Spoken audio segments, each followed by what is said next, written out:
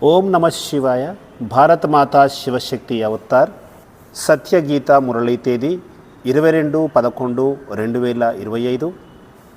ప్రభాత పాఠము పూర్వ తేదీ 22/6/1968. మధురమైన పిల్లలు, మురళి చదవాలనుకునే పిల్లలు వాళ్ళు ఎంత కష్టమైనా కూడా, తల బద్దలు కొట్టుకొని అయినా కూడా మురళిని తప్పకుండా వింటారు. ఇది భగవంతుని యొక్క మురళి. ఈ మురళి ద్వారా విశ్వానికి అధికారులుగా అవుతాము. ఒకవేళ ఆ మురళిని చదవకపోతే టీచర్ ఏమంటారు? మురళిని గౌరవించాలి, మురళికి తగిన మర్యాద ఇవ్వాల్సి ఉంది. పిల్లలకు చదువులోని ఏ విషయం మీద శ్రద్ధ ఉండాలి? సర్వగుణ సంపన్నులుగా అవ్వడంలో అన్ని గుణాలను ధారణ చేయాలి. పరిశీలించుకోవాలి, అన్ని గుణాలు వచ్చేసాయా? ఎవరైతే తెలుసుకోవడానికి ప్రయత్నం చేస్తారో వారి యొక్క ధ్యాస అక్కడికి వెళ్తుంది. ఇక్కడంతా కూడా చదవడము, చదివించడం పైనే ఆధారపడి ఉంటుంది. మీ హృదయాన్ని మీరే ప్రశ్నించుకోండి, మేము ఎంతవరకు చదువుతున్నాము? ఇప్పటి వరకు సంపూర్ణమైన దేవతలుగా ఎవరు కూడా కాలేదు. నెంబర్ వార్ పురుషార్థం అనుసారంగా చంద్రమ సంపూర్ణంగా అవుతుంది. ఈ విషయం పిల్లలకు కూడా తెలుసు. అదేవిధంగా టీచరు కూడా అర్థం చేయిస్తున్నారు. ఇక పరీక్ష ఇవ్వడమే ఆలస్యము. అందుకే ప్రతి ఒక్కరిపైన కూడా దృష్టి వెళుతుంది. వీరు ఏం చేస్తున్నారు? వీరి యొక్క అదృష్టాన్ని ఎంత ఉన్నత స్థాయికి తీసుకువెళ్తున్నారు? అందరి దృష్టి పుష్పాల వైపే వెళుతోంది కదా. మీరు కూడా అందరూ పుష్పాలే. ఇది పూల తోట. ప్రతి ఒక్కరికి తమ స్థితి గురించి తెలుసు. అతీంద్రియ సుఖమయ జీవితం అనేది ప్రతి ఒక్కరూ కూడా తమ తమ స్థాయిలో అనుభవిస్తారు. ఒకే ఒక తండ్రిని తప్పకుండా చాలా గుర్తు చేయాలి. గుర్తు చేయడం ద్వారా మనకి రిటర్న్ కూడా లభిస్తుంది. తమో ప్రధానం నుంచి సతో ప్రధానంగా అవుతాము. సతో ప్రధానంగా అవ్వడానికి మీకు చాలా ఉపాయాలను చెప్పడం జరిగింది. అదేమిటంటే స్మృతి యాత్ర. ప్రతి ఒక్కరూ తమ హృదయాన్ని తామే ప్రశ్నించుకోవాలి. మా యొక్క చార్ట్ సక్రమంగా కొనసాగుతోందా? నేను ఇతరులను నా సమానంగా తయారు చేస్తున్నానా? ఎందుకంటే మీరు ఇప్పుడు పక్షులు లాంటి వారు. ఇందులో మైనా పక్షులు ఉన్నాయి, అదేవిధంగా రామచిలుకలు ఉన్నాయి, ఇంకా రకరకాల పక్షులు ఉన్నాయి. మీరు ఎప్పుడూ కూడా పావురములాగా కాకూడదు, రామచిలుకలాగా అవ్వాలి. మిమ్మల్ని మీరు ప్రశ్నించుకోవడము చాలా సహజము. మేము ఎంతవరకు బాబా స్మృతిలో ఉండగలుగుతున్నాము? ఎంతవరకు అతీంద్రియ సుఖంలో జీవించగలుగుతున్నాము? మనుష్యుల నుంచి దేవతలుగా అవ్వాలి. మనుషులే అవుతారు, కానీ ఇందులో పురుషులు స్త్రీలు భిన్నంగా కనిపిస్తారు, కానీ వారు కూడా మనుషులే. మీరు ఇప్పుడు దైవీ గుణాలను ధారణ చేసి దేవతలుగా అవుతారు. మీరు కాకుండా మరెవరు కూడా దేవతలుగా కాలేరు. ఇక్కడికి మీరు ఎందుకు వచ్చారు? దైవీ కుటుంబంలోకి వెళ్ళడానికి. ఇక్కడ దైవీ కుటుంబం యొక్క భావన కలగాలి. అందరికీ ఇంటిలో ఉన్నట్లుగా అనుభవం కావాలి. అక్కడ మీకెవరికి కూడా రాగము, ద్వేషము ఇలాంటివి ఏవి కూడా ఉండవు. అలాంటి దైవీ పరివారంలోకి మీరు వెళతారు. అందుకే దానిని పూర్తి ప్రపంచాన్ని దైవీ కుటుంబం అని అంటారు. పిల్లలకు తెలుసు, మేము ఇప్పుడు దైవీ పరివారంలోకి వెళ్ళనున్నాము. దీనికోసము చాలా పురుషార్థము చేస్తున్నాము. విధిపూర్వకంగా చదువును చదవాలి. ఈ చదువును ఎప్పుడూ కూడా మిస్ కారాదు. ఒకవేళ ఏదైనా వ్యాధి వచ్చినప్పటికి కూడా బుద్ధి ద్వారా శివబాబాని గుర్తు చేయవచ్చు. నోటి ద్వారా శివబాబాను వల్లెవేయాల్సిన అవసరం లేదు. ఆత్మకు తెలుసు, మేము శివబాబా యొక్క సంతానము. తండ్రి మనల్ని తీసుకువెళ్ళడానికి వచ్చారు. ఈ యొక్క ప్రాక్టీస్ చాలా బాగా చేయాలి. మీరు ఎక్కడ ఉన్నప్పటికి కూడా తండ్రి యొక్క స్మృతిలో ఉండాలి. తండ్రి ఎందుకు వచ్చారు అంటే సుఖధామము, శాంతిధామములోకి తీసుకువెళ్ళడానికి. ఇది ఎంత సహజమైన విషయము. చాలామంది ధారణ చేయడంలో వెనుకబడిపోతారు. మీరు సక్రమంగా గుర్తు చేయండి. ఇక్కడ పిల్లలందరూ కూర్చున్నారు, ఇందులో కూడా నెంబర్ వారీగా ఉన్నారు.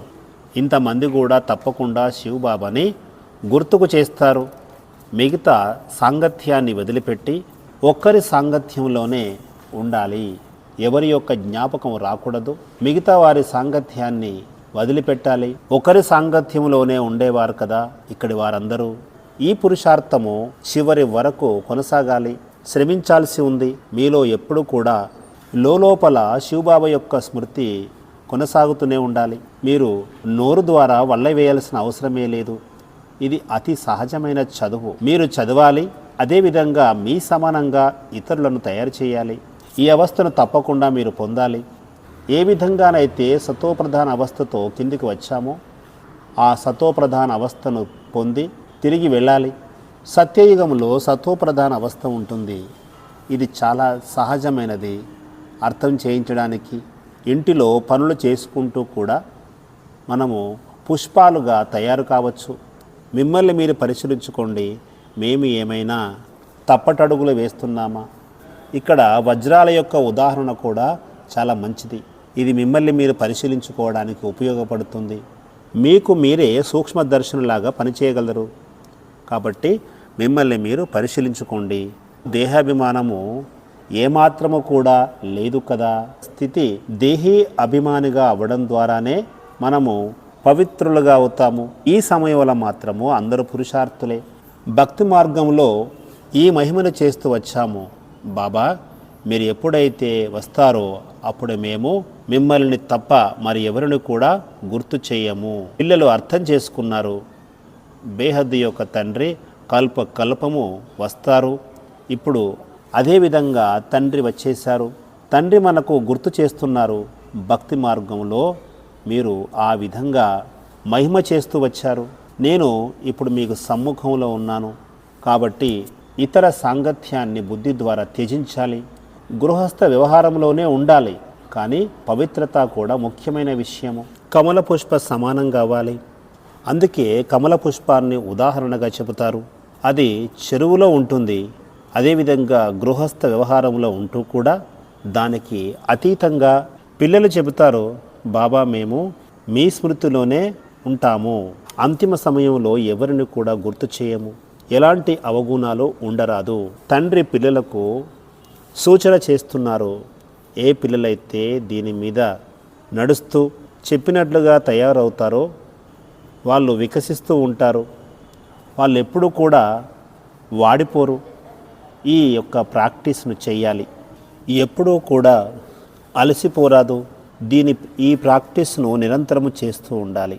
మేము అలసిపోము, ముడుచుకోము అని ఎవరైనా చెప్పవచ్చు. మాయ తన ప్రభావంతో ముడుచుకునేవారిగా చేస్తుంది. చిన్న చిన్న విషయాలలో కూడా ఏడుస్తారు, దుఃఖితులుగా అవుతారు. ప్రతి ఒక్కరూ తమ యొక్క స్థితిని తెలుసుకోగలుగుతారు.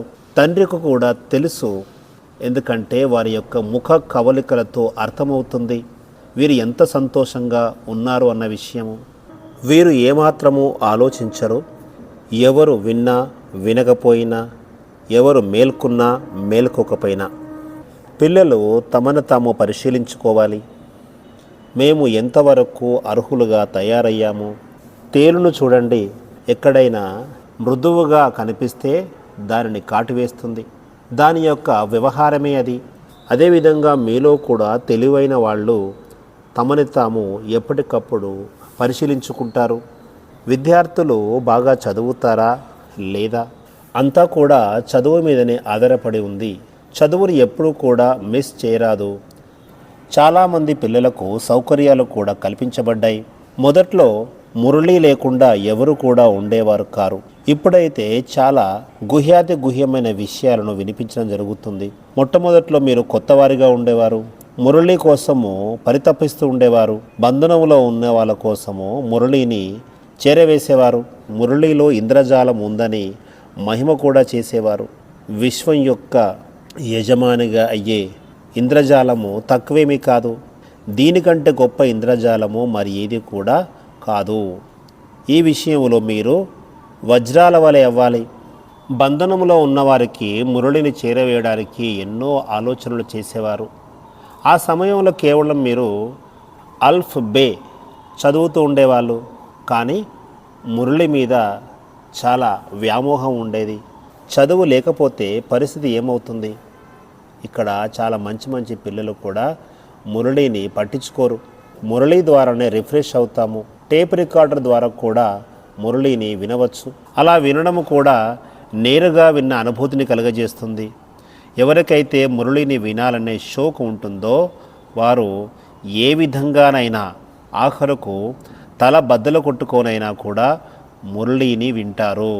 ఎందుకంటే అది భగవంతుని యొక్క మురళి.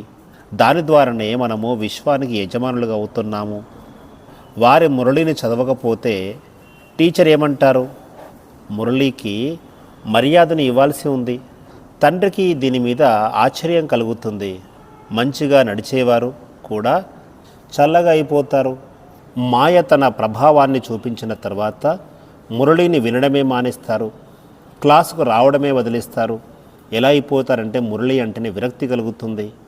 మాయ ఏదేదో చేపిస్తుంది. మీకు అర్థం చేయించడం జరుగుతుంది. దీని ద్వారా ఎంత లాభం జరుగుతుంది? ఈ చదువు ద్వారానే మీరు పదమాపతిగా అవుతారు. ఈ ధనం ద్వారానే మిమ్మల్ని మీరు సమృద్ధిశాలిగా తయారు చేసుకోవాలి. ఇది ఎంత గొప్పనైన ధనము. తండ్రి టీచర్గా వచ్చి చదివిస్తున్నారు. ఇది ఎవరి బుద్ధిలో కూడా కూర్చోవడం లేదు. పిల్లలు మీరు మాత్రమే అర్థం చేసుకోగలుగుతారు. కానీ మాయ మీ యొక్క బుద్ధిని దెబ్బతీసేస్తుంది. ఒక అక్షరాన్ని కూడా అర్థం చేసుకోజాలరు. తండ్రి తెలియచేస్తున్నారు. మీరు అర్ధకల్పము భక్తి చేస్తూ చేస్తూ వివేకహీనులుగా అయిపోయారు. మీరు సతోప్రధానంగా దేవీ దేవతలుగా ఉన్నప్పుడు ఎంత వివేకవంతులుగా ఉండేవారు.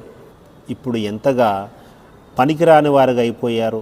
సుఖధామానికి వెళ్ళగలిగే అర్హతను కూడా కోల్పోయారు. ఇప్పుడు నేను మిమ్మల్ని అర్హత గలవారిగా తయారు చేస్తున్నాను. దాని కొరకు మీరు శ్రీమతం మీద నడవాల్సి ఉంటుంది. తండ్రిని సక్రమంగా గుర్తు చేయాలి, చదవాలి. ఏ విధంగా అయితే పాఠశాలలో చదువుతారో, టీచర్ను గుర్తు చేస్తారో ఆ విధంగా. అది కాకుండా వేరే విషయము రెండవది మూడవది అవసరమే లేదు. ఉత్తీర్ణులుగా అవడానికి చాలా కష్టపడి చదవాల్సి ఉంటుంది. ఇది కూడా చదివే ఆ తర్వాత మన యొక్క వ్యక్తిత్వం కూడా ఉన్నతంగా ఉండాలి. మనకు మన యొక్క గమ్యము లక్ష్యము లభించింది, మేము ఈ విధంగా అవ్వాలి. లక్ష్మీనారాయణుల యొక్క వ్యక్తిత్వాన్ని మనుషులు దినమంతా కూడా మహిమ చేస్తారు, కానీ ఏమాత్రము అర్థం చేసుకోలేరు. ఎన్ని దేవాలయాలు ఉన్నాయి. ఇదంతా కూడా భక్తి మార్గానికి సంబంధించినది. భక్తి మార్గంలో అందరూ ఘోర అంధకారంలో ఉన్నారు.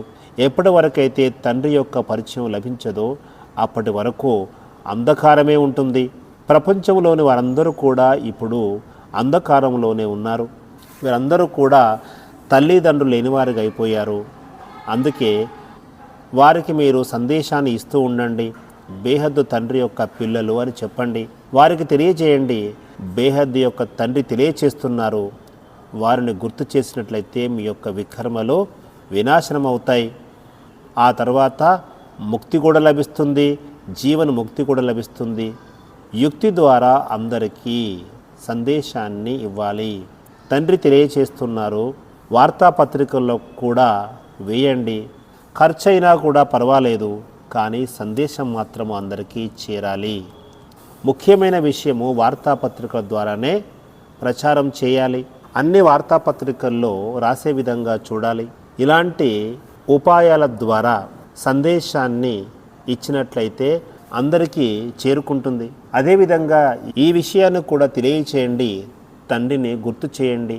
అప్పుడే వికర్మలు తొలగిపోతాయి, పవిత్రంగా అవుతారు. మీరు ఆత్మలందరూ కూడా పవిత్రంగా ఉండేవారు.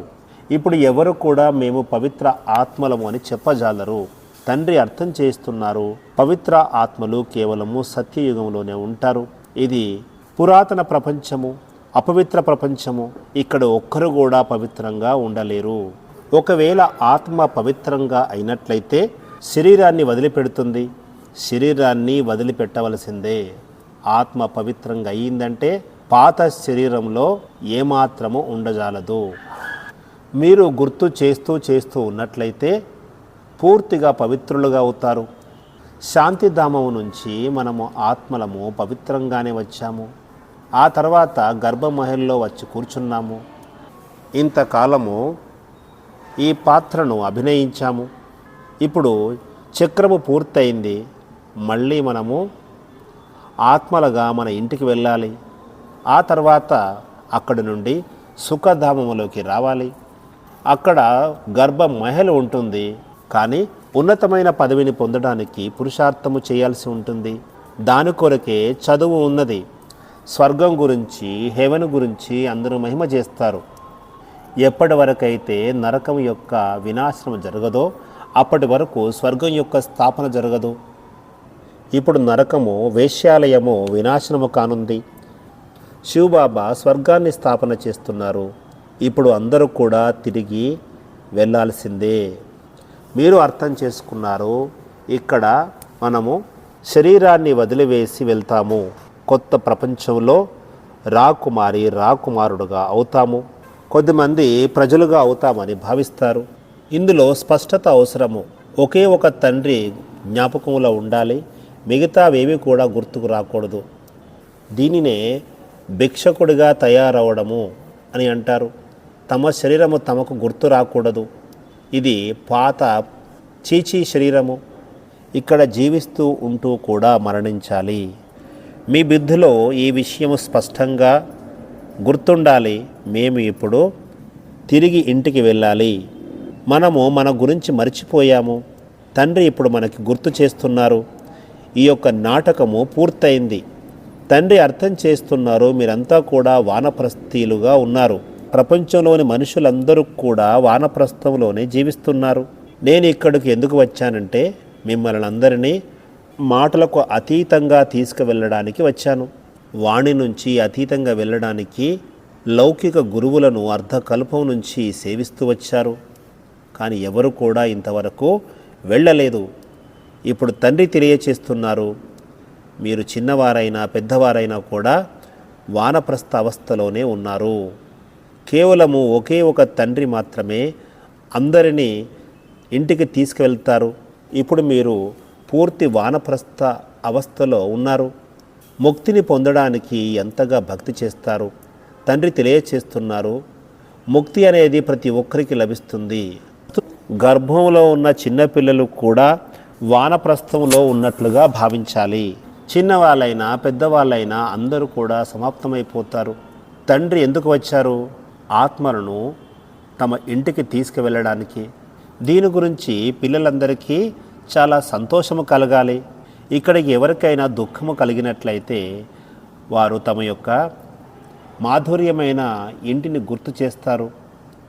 ఇంటికి వెళ్ళడానికి ప్రయత్నిస్తారు. కానీ వాళ్ళకి ఎలాంటి తెలివితేటలు లేవు. ఏనాడు కూడా ఇంటి యొక్క అనుభూతిని చేయలేదు. ఆత్మలకు శాంతి కావాలని మాత్రం అంటారు. తండ్రి తెలియచేస్తున్నారు. ఈ శాంతి ఎంతకాలానికి అవసరము? ఇక్కడ ప్రతి ఒక్కరూ కూడా తమ యొక్క పాత్రను కొనసాగించాలి. ఇక్కడ శాంతి లభించదు. శాంతిగా జీవించలేరు. అర్ధకల్పము ఈ గురువులు మిమ్మల్ని చాలా శ్రమింపజేశారు. శ్రమిస్తూ తిరుగుతూ తప్పిపోయి మీరు అశాంతిగా అయ్యారు. ఇప్పుడు శాంతిధామం యొక్క యజమాని మనల్ని అందరిని తీసుకువెళ్తారు. అదేవిధంగా చదివిస్తారు కూడా. నిర్వాణధామంలోకి వెళ్ళడానికి భక్తిని చేశాము. అందరూ కూడా ముక్తిలోకి వెళ్ళడానికి పురుషార్థం చేస్తారు. మీరు మాత్రము సుఖధామంలోకి వెళ్ళడానికి పురుషార్థం చేస్తారు. ప్రతి ఒక్కరూ వానికి అతీతంగా వెళ్ళాల్సిందే.